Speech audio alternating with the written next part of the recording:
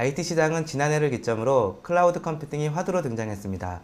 통신, IT 서비스, 글로벌 IT 인프라 업체들이 모두 클라우드 외치고 있는 상황인데요. 클라우드 컴퓨팅이 이제 차세대 IT 패러다임으로서 확실한 입지를 다졌다는 생각을 하게 됩니다. 그래도 묻고 싶어지네요. 클라우드 컴퓨팅이란 무엇일까요? IT 서비스 업체들이 쏟아내는 메시지를 보고 있으면 종종 클라우드 컴퓨팅이 뜬구름처럼 느껴질 때가 많습니다.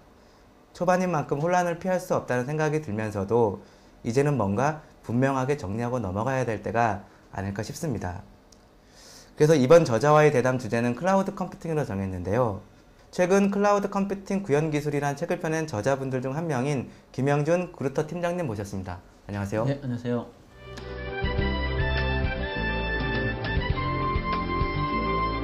표지만 봐도 책이 굉장히 어렵게 좀 느껴지는데 간단한 소개 좀 부탁드릴게요. 클라우드 컴퓨팅 구현 기술이라는 책은 기존의 구글, 페이스북, 야후, 아마존 같은 글로벌 인터넷 서비스 업체들이 어떻게 자기네들 인프라 시스템을 구성을 했고 그 구성된 인프라 시스템들이 어떻게 클라우드로 발전을 해갔으며 그런 발전된 기술들이 어떻게 구현되었는지에 대해서 기술적인 측면에서 접근한 책이라고 보시면 됩니다. 어떤 분들이 좀 읽으면 도움이 될까요? 책은 크게 두 개의 큰 영역으로 나눠져 있는데 1, 2장은 클라우드 컴퓨팅에 대해서 모르시는 분들이나 클라우드 컴퓨팅에 대해서 이해를 하고자 싶어하는 분들이나 좀 오해나 잘 모르시는 분들이 봐도 충분히 이해할 정도의 내용을 담고 있고요.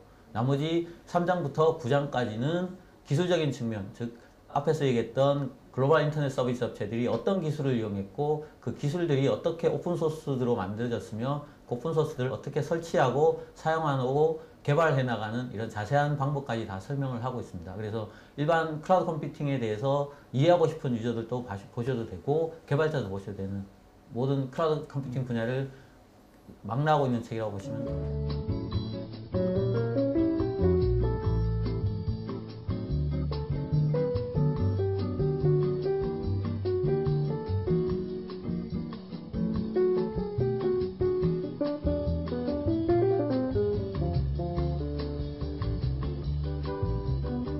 요즘 취재 현장을 나가보면 정말 대부분의 IT 업체들이 이제는 클라우드 컴퓨팅을 얘기를 하고 있더라고요.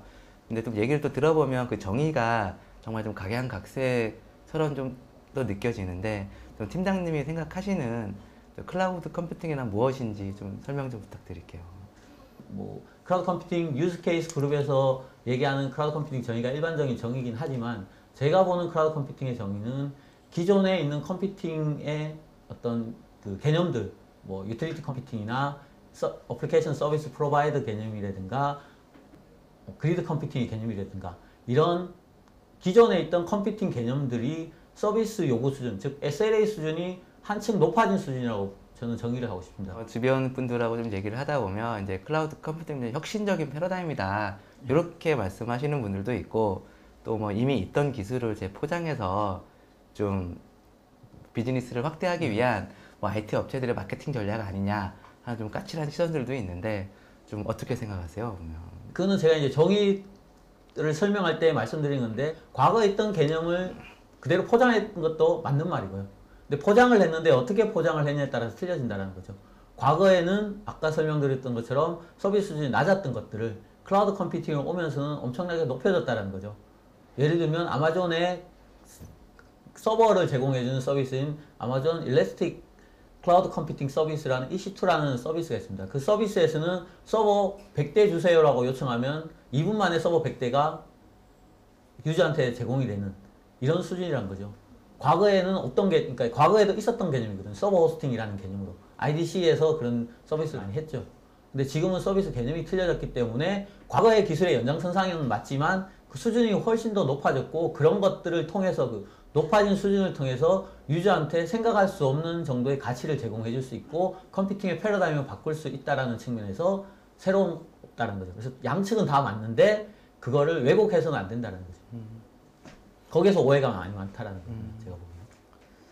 좀 추상적인 개념도 다소 좀 포함이 좀 돼 있다 보니까 이제 좀 막연해하는 시각들도 좀 많이 있는 것 같아요. 이렇게 좀 사례를 들어서 설명을 하는 것도 괜찮을 것 같은데 국내외에서 이렇게 좀 주목할 만한 클라우드 컴퓨팅 서비스라고 한다면 좀 어떤 게 있을까요? 가장 대표적인 업체를 이제 클라우드 컴퓨팅을 하면 세 개 업체를 꼽고 있습니다. 대표적인 업체가 아마존, 구글, 또 하나가 이제 셀프사컴이죠. 각각이 어떤 영역을 구축하냐면 클라우드 컴퓨팅을 분류를 할 때 클라우드 컴퓨팅이라는 것이 컴퓨팅 리소스를 클라우드 내에서 제공을 해주는 개념이기 때문에 그러면 컴퓨팅 리소스를 분류를 해보면은 우리가 흔히 서버라고 얘기하는 서버, 네트워크, 스토리지라고 얘기하는 인프라적인 측면이 있고요. 그 다음에 중간에 어떤 프로그램을 수행할 수 있는 실행 환경을 제공하는 플랫폼이라는 개념이 있고 그 위에 돌아가는 서비스라는 개념이 있는 거죠. 그 세 개의 영역을 나눠서 흔히 클라우드에서 얘기하는 Infrastructure as a Service, 흔히 IaaS라고 부르고 Platforms as a Service라고 해서 PaaS라고 부르고 Software as a Service, SaaS라고 부릅니다. 요 세 개 계층별로 아까 제가 언급드린 세 개 업체가 그대로 매핑이 된다고 보시면 되거든요. 기업들 관점에서 보면 좀 클라우드 컴퓨팅이 제공하는 장점들은 좀 어떤 게 있을까요? 두 가지 기업으로 나눌 수 있는데 기업도 아주 큰 기업 아니면 정부 이렇게 큰 덩어리들이 있는 기업이 있을 수 있고요. 아니면은 작은 기업들 두 가지로 나눠봐서 생각을 해봐야 될 것 같습니다. 클라우드는 이건 이제 프라이빗과 퍼블릭의 이제 차이일 수도 있는데 큰 기업 같은 경우는 현재도 많은 컴퓨팅 자원을 가지고 있는 회사들이죠. 그러면 큰 기업의 가장 큰 IT를 관리하는 부서의 가장 큰 미션은 뭐냐면 IT 유지 비용을 줄이는 거겠죠. 그러면 유지 비용을 줄이는 거는 시스템 활용도를 높이는 측면이고 그 활용도를 높여서 사용하지 않는 자원을 빼버리는 게 훨씬 이제 효율적으로 운영되는라고 볼 수 있는데 그거와 클라우드 컴퓨팅의 사상과 거의 비슷한 사상이 매칭이 되는 거죠. 그러니까 기업들이 IT 자원을 효율적으로 관리하기 위해서 클라우드 컴퓨팅 기술을 도입해서 기업 내에 클라우드 컴퓨팅 환경을 구성해서 IT 자원을 효율적으로 관리하겠다. 이런 측면이 정부나 큰 기업들 입장에서는 첫 번째로 꼽고 있는 클라우드 컴퓨팅 도입 이유라고 볼 수 있고요.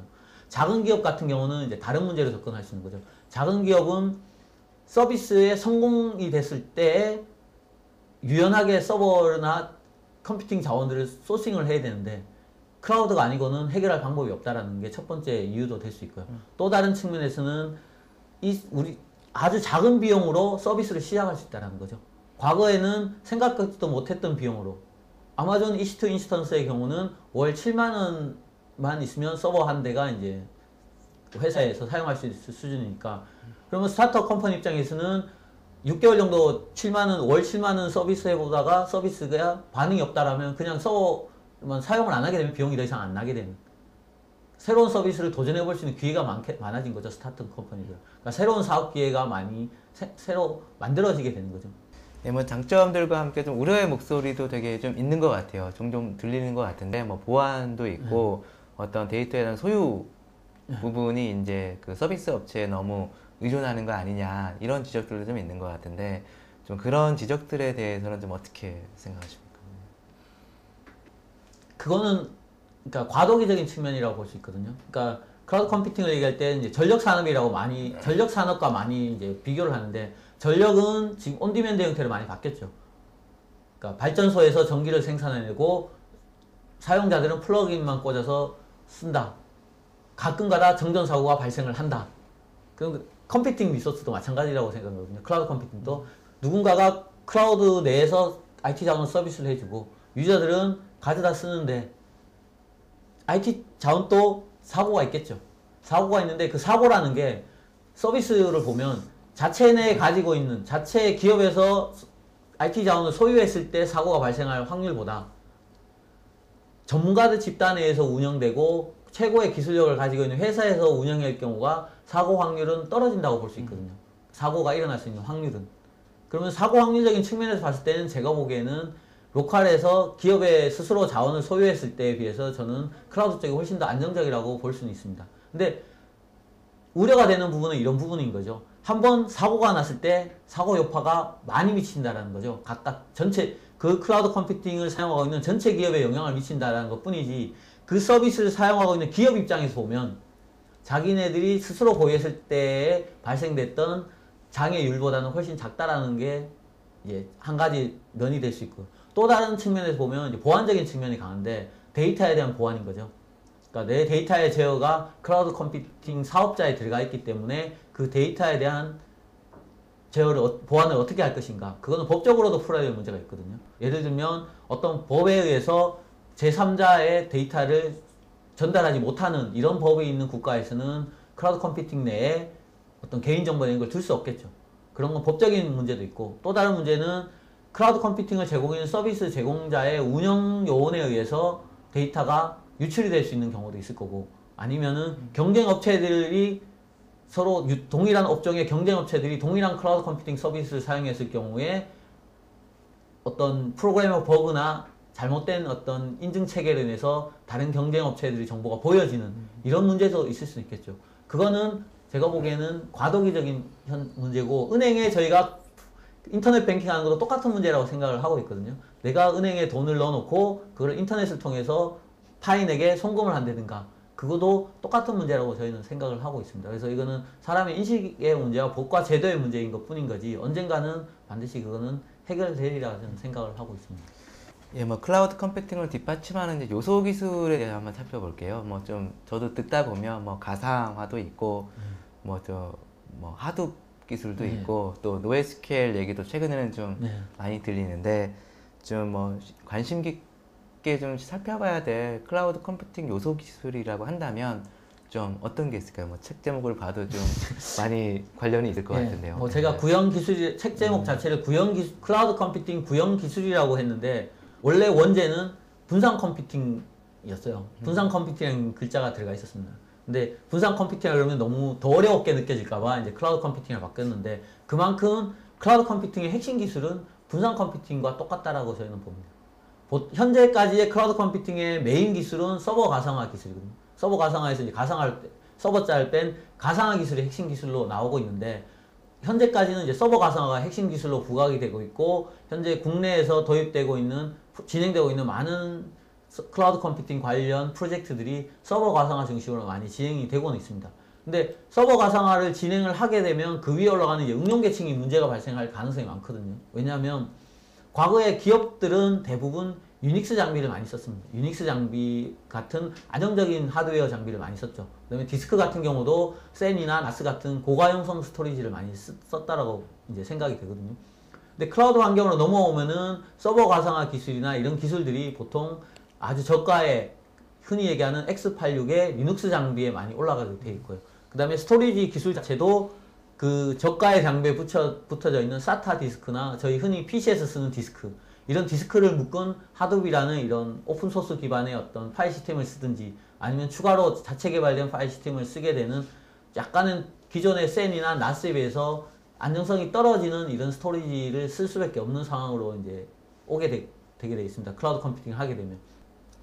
그러면 그런 과거에 전통적으로 안정적인 하드웨어를 사용했던 기반의 소프트웨어들이 서버 가상화 기술과 스토리지 가상화 기술을 통해서 싼 장비, 덜 안정적인 장비로 넘어왔을 때 서비스가 과거의 고가 형성을 낼 수 있어야 되거든요. 그러려면은 반드시 그 위에 올라가는 서비스들은 분산 컴퓨팅에 아주 하이어블리티한 이런 서비스 개념이 들어가줘야 된다는 거죠. 과거에는 이제 서비스 오리엔티드 아키텍처라는 SOA라는 얘기로 나왔던 그런 기술들이 반드시 들어가줘야 된다는 거고요. 그래서 구글, 야후, 페이스북, 아마존 이 업체들이 클라우드 컴퓨팅에서 성공하고 있는 이유 자체가, 그 업체들은 주로 x86 장비를 수십만 대에서 100만 대 이상으로 운영을 하고 있고, 그 위에 많은 응용 소프트웨어들을 운영해본 경험들이 있고, 그거를 만들어낼 수 있는 능력 있는 회사들이기 때문에 현재 클라우드 컴퓨팅 쪽에서 승승장구하고 있다고 보시면 됩니다. 지금 뭐 기술 좀 발전 단계로 봤을 때 지금 클라우드 컴퓨팅 기술이 어느 단계에 와 있다, 좀 팀장님 생각이 좀. 서버 가상화는 아주 성숙된 단계라고 보시면 될 것 같고요. 그래서 엔터프라이즈에서 이제 적용을 많이 하고 있는 게, 기술이 성숙됐기 때문에 이제 적용을 하고 있겠죠. 그 다음에 있는 게 분산 파일 시스템과 분산 컴퓨팅 쪽인데, 최근에 많이 얘기되고 있는 이제 하둡이라는 솔루션이 되는 거죠. 하둡이라는 솔루션도 2006년도에 처음 출시된 이후부터 야후나 페이스북이나 구글이나 아마존 이런 데서 많이 활용을 하면서 많이 검증이 됐죠. 그렇기 때문에 하둡 같은 경우도 현재는 많이 검증돼서 엔터프라이즈 쪽으로 많이 도입을 가능한 솔루션이라고 볼 수 있습니다. 그리고 맨캐시드, 아까 설명드린 캐시 솔루션 중에서 맨캐시드라는 솔루션인데, 이 솔루션도 글로벌 인터넷 서비스 업체들이 많이 채용을 하고 있는 솔루션이라서 아주 안정적인 솔루션이라고 볼 수 있고요. 그 위에 노에스케일 솔루션이 현재로서는 약간 엔터프라이즈 진영 쪽에서는 도입하기에 좀 기술적인 성숙도가 낮은 기술로 볼 수 있고요. 가장 성숙도가 낮은 분야로 보면 그 전체를 아우르는 분산 아키텍처 기술이 많이 낮아 있는 상태죠. 전체를 아우르고 관리해주고 모니터링해주고 매니지먼트 해줄 수 있는 이 기술 자체가 현재는 많이 낮아져 있는 상태라고 볼 수 있습니다. 그리고 그거에 대한 연구는 외국 글로벌 업체들이 일부러 공개를 안 하는 건지 현재는 많이 알려진 기술도 많이 없고 어떻게 운영되고 있다라고 알려진 것들도 많이 없고 국내에서도 연구가 많이 안 되고 있는 상태라고 볼 수 있습니다. 그래서 제가 보기에는 이런 클라우드 컴퓨팅을 가기 위해서는 아까 설명드린 전체를 관리할 수 있는 아키텍팅 할 수 있는 능력이라든가 그거를 시스템을 구성하고 관리하고 매니지먼트 할 수 있는 이게 핵심 기술로 빨리 부각이 돼서 많은 연구가 되어야 될 것 같습니다. 예, 이제 말씀 들어보면 뭐 클라우드 컴퓨팅이 이제 뭐 사용자, 뭐 기업, 또 개발자 분들한테 굉장히 많은 변화를 좀 가져올 것 같은데 좀 뭐 클라우드가 좀 IT 시장에 미치는 변화에 대해서 좀 질문 좀 드려볼게요. 일단 뭐 기업이 있을 수도 있고 개발자가 있을 수도 있고 좀 최종 사용자가 있을 수도 있는데 이걸 좀 나눠서 좀 간단하게 뭐 좀 팀장님이 생각하시는 가장 큰 변화는 어떤 것들이다. 예. 가장 쉬운 사용자부터 먼저 하겠습니다. 네, 네. 사용자 입장에서는 궁극적으로 클라우드가 잘 됐을 때 사용자 입장에서는 내가 어떤 디바이스를 쓰든지 간에 동일한 환경을 제공해 줄 수 있다는 장점이 있을 거고요. 현재는 이제 스토리지나 데이터 정도에서만 제공을 해주고 있고 메일 서비스 정도만 이제 제공을 받는 수준이지만 지금 MS도 마찬가지고 구글도 그렇고 독스 서비스를 제공을 해주고 있거든요. 그거 얘기는 내가 편집받은 문서를 회사에서 편집받은 문서를 집에 가서도 편집할 수 있고 심지어는 모바일 이동 중에 아이패드나 갤럭시 탭이나 같은 이런 패드 종류를 이용해서 편집을 할 수 있는 이런 환경이 곧 올 수 있다는 거죠. 그게 일반 사용자 입장에서 바뀌는 것들이 될 거고요. 그다음에 이제 그 IT 서비스를 딜리버리 해주는 IT 서비스 제공자 입장에서 보면 클라우드 컴퓨팅이 관련된 회사든 관련되어 있지 않던 회사든 클라우드 컴퓨팅이 뭐 성공할지 안 할지 모르겠지만 성공했다라고 가정했을 때는 완벽한 패러다임이 바뀌는 개념이 되거든요. 그러면 지금의 현재 있던 그 먹이 사슬이 그러죠. 밸류 체인이 확 바뀔 가능성이 많다라는 거죠. 외국 자본이나 외국 기술에 많이 종속될 가능성도 많고 현재 저희 나라에서 클라우드 컴퓨팅이라고 그나마 전략적으로 크게 밀고 나가는 회사는 KT밖에 없는 거고요. 나머지 아마존이나 IBM이나 MS 같은 회사는 다 글로벌 회사들이 되는 거죠. 그런 회사들이 한번 사용을 하는 순간 영원히 이제 못 빠져나오게 되는 이런 상황이 발생할 수 있다는 거죠. 그 다음에 마지막으로 이제 개발자 입장에서 보면 뭐 좋을 수 있고 나쁠 수 있는데 자기가 그러니까 특화되어 있는 기술을 가지고 있으면 성공할 가능성이 많죠. 아니면은 업무 도메인의 전문가일수록 성공할 가능성이 많고요. 왜냐면 지금은 클라우드 컴퓨팅 시대가 되면 과거의 서비스 운영이라든가 메인터넌스적인 측면은 아무래도 좀 많이 줄어들게 될 거고요. 서비스 운영자가 얼마 없어지기 때문에.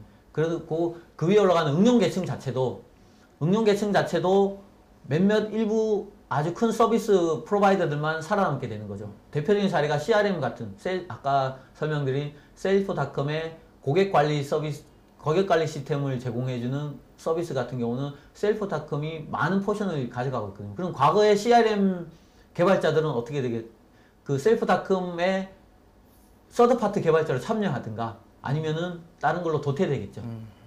냉정하게 많은 변화를 좀 요구를 하게 될 것 같아요. 개발자, 개개인도 그렇고 기업들한테도 지금까지와는 또 다른 좀 액션들을 요구하게 될 것 같은데 좀 뭐 언론 보도도 이렇게 보거나 아니면 전문가분들 얘기를 듣다 보면 그 클라우드 컴퓨팅으로 인해 좀 IT를 전기처럼 쓴다라는 그런 시대가 올 거다. 근데 이게 이제 클라우드 컴퓨팅을 좀 설명할 때 좀 많이 이런 문장들이 인용이 되는 것 같은데 뭐 팀장님 어떻게 생각하세요? 이런 시나리오가 좀 현실화 될 걸로 보는지. 예, 저는 현실화 될 거로 보고 있습니다. 이미 미국은 많이 현실화 되어 있고요. 그것도 두 가지로 나눠볼 수 있는데 이제 저희도 큰 기업 같은 경우는 자체 발전소를 가지고 있는 기업들이 있죠. 뭐 국내는 있을 수 있을지 모르겠는데 미국 같은 경우는 뭐 자체 발전소 가지고 있는 회사도 있을 수 있고요. 그러면 똑같다라고 보거든요. 그게 프라이빗 클라우드고요. 자체 발전소를 가지고 있는 기업이 프라이빗 클라우드고 그 다음에 자체 발전소를 못 가지는 기업은 퍼블릭 클라우드를 사용한다는 거죠. 그러면 다시 거꾸로 생각해보면 처음에 스타트업 컴퍼니가 비용을 절감하기 위해서 퍼블릭 클라우드 컴퓨팅을 사용을 합니다. 아마존 같은. 그래서 서버를 한 대, 두 대 늘려나가기 시작하는 거죠. 100대 되고 1000대가 됐어요, 서버가. 그러면 좀 더 효과적으로 가려고 자원에 대한 제어를 많이 가져가기 위해서 이제 퍼블릭 클라우드는 더 이상 사용하기 어려운 시기가 올 수도 있겠죠. 그러면 그런 것들을 자기네 프라이빗 클라우드로 들여오겠죠. 기업도 전기도 똑같다는 거죠. 외부에서 제공해주는 전력회사의 전기를 사용하다가 정전도 자주 발생하고 좀 더 안정적인 전원 공급을 받기 위해서는 어떻게 하느냐. 자체 발전소를 세울 수도 있겠죠. 그게 이제 프라이빗 클라우드입니다. 그래서 전기가 이때까지 진화해 나온 어떤 모양대로 갈 가능성이 많다라는 거죠. 근데 그게 현재로서는 전기는 좀 단순한 측면이 있고, IT는 많은 유기적인 어떤 컴포넌트들이 조합돼서 하나의 어떤 생명체가 나오는 것이기 때문에 네. 그런 거에서 약간의 시기는 좀 더뎌질 수 있겠지만, 궁극적으로 가야 될 방향은 그쪽으로 가지 않나라고 생각을 하는 거죠. 그게 뭐 10년이 될 수도 있고 20년이 될 수도 있지만, 제가 보기에는 빠른 시기 내에 5년, 10년 정도에는 오지 않나, 그런 시기들이. 예, 뭐 올해도 연초부터 뭐 IT 업계가 이제 클라우드 컴퓨팅에 대해서 아주 공격적인 좀 행보를 보이고 있는데요. 올해 좀 주목할 만한 클라우드 컴퓨팅 관련 이슈나 좀 트렌드가 있다면 어떤 게 있을까요? 좀 기술적인 게 아니더라도 예, 좀 몇 가지 좀 설명 부탁드리겠습니다. 2010년에는 기업들이 클라우드 컴퓨팅을 한번 시범적으로 해본 해라고 볼 수 있을 것 같아요. 뭐 기업이나 정부 같은 경우는 대표적인 사례가 이제 뭐 서버 가상화 기술을 도입을 해서 일부 미션 크리티컬하지 않은 어떤 소프트웨어들을 가상화 기반으로 이제 돌려서 운영을 해보고 정상적으로 동작하는지, 아니면은 자체 기술력을 좀 확보해 나가는 이런 차원으로 2010년이 많이 진행이 됐다고 보면, 2011년에는 본격적으로 이제 확산해 나가는 시기가 아닌가. 그러니까 서버 가상화 기술적인 측면에서 보면 기업에서 많이 확산해 나가는 시기라고 볼 수 있을 것 같고요. 그 밑에는 또 서버 가상화 됐으면 아까 했던 스토리지 가상화라든가 분산 아키텍처로 넘어가는 이런 시기가 오는데, 그러면 서버 가상화는 본격적으로 확산을 하면서 뒤로는 스토리지 가상화나 분산 아키텍처는 또 다른 시범 활동을 하는, 시범 프로젝트를 진행하는 이런 시기가 2011년이지 않나. 그러면서 이제 기대가 되는 게, KT의 클라우드가 2011년 초에 이제 본격적으로 이제 정식 서비스 오픈을 하게 되는데, 네. 그 KT 클라우드가 국내에서 얼마나 많은 이제 호응을 얻을 것이며 얼마나 안정적인 서비스를 해나갈 것인가, 그거에 뒷받침해서 경쟁업체인 SKT 쪽에서는 어떤 서비스를 내놓을 것인가, 이런 것들이 좀 눈여겨볼 만한 요소들이죠. 한 가지 좀 아쉬운 점은, 이제 KT 쪽에서 KT나 SKT나 마찬가지인데 이제 서비스를 준비를 하고 있고, 뭐 가격 요금 체계가 나오는 것들을 보면 월 베이스 요금을 한다든지 월 단위로 요금을 한다든지 연 단위로 요금을 하는 이런 요금 정책을 취하고 있는데, 진정하게 클라우드라고 하면은 시간 단위 과금이나 뭐 분 단위 과금 이런 식이 되어야 되지 않냐라는 거 보는 거죠. 왜냐하면 어떤 연구업체 같은 경우는 저희 뭐 대용량 데이터를 가지고 컴퓨팅을 한다. 그럴 경우는 1시간만 100대 쓰고 중지할 경우가 많거든요. 네. 아마존의 그 클라우드 컴퓨팅 서비스를 사용하는 업체들은 대부분 그렇게 사용하는 업체들도 꽤 많이 있다라고 알고 있거든요. 그럴 경우에는 월 단위 과금을 하게 되면 그런 형태로는 사용을 못 하게 되는 거죠. 저희 회사도 정보 분석을 해야 될 일이 많은데, 그러면 정보 분석을 한 달에 한 두세 번만 하는데, 그러면 한 달에 1시간 정도만 두세 번만 하면 되는데, 그걸 이용하기 위해서 월 단위로 요금을 내야 되느냐. 그건 클라우드 컴퓨팅의 그 높은 요구 수준에는 안 맞다라는 거죠. 그건 좀 풀고 가야 될 문제가 아닌가, 올해 내에. 클라우드 컴퓨팅은 올해 국내외 IT 시장을 강타할 것으로 전망됩니다. 서비스 기반 IT 시대가 본격화되는 셈인데요. 패러다임이 바뀌는 만큼 많은 변화들이 일어날 것 같습니다. 일정 부분 혼란도 피할 수 없을 것 같고요. 그래도 분명한 것은 클라우드 컴퓨팅이 이제 현실이 되었다는 것입니다. 그런 만큼 논쟁보다는 이제 변화에 어떻게 진지하게 대처해 나갈지 고민하는 게 올바른 접근 방법이 아닐까 생각됩니다. 오늘 김영준 팀장님과 나눴던 얘기들이 클라우드 컴퓨팅에 대한 이해를 높이는데 많은 도움이 되었으면 하는 바람입니다. 팀장님, 오늘 말씀 감사드립니다. 네, 감사합니다. 이것으로 저자와의 대담 클라우드 컴퓨팅 구현 기술 편 마치도록 하겠습니다. 감사합니다.